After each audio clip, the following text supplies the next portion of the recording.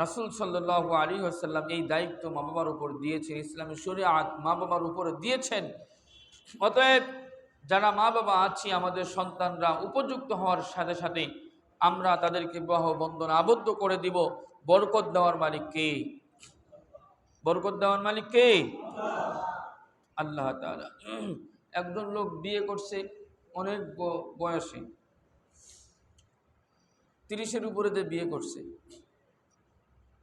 এখন বিয়ে করার পরে যখন ছেলে হয়েছে, তখন ছেলে মেয়ে হওয়ার পরে সে কিন্তু একেবারে বৃদ্ধ অবস্থায় চলে গিয়েছে।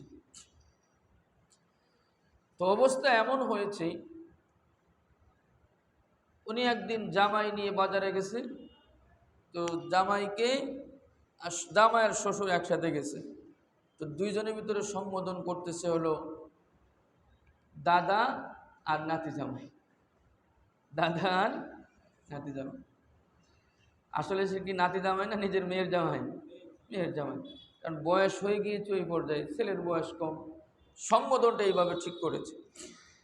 তো ওই রকম বয়সে যে বিবাহ না করা, বৃদ্ধ বয়সে একটা মানুষের বয়স যখন 40, 45, 50 হয়ে যাবে, তখন তার যদি 8-10 বছর 15 বছরের ছেলে থাকে, ওই ছেলে বাপের কথা শুনবে না। বাপ তখন বুড়া হয়ে গেছে।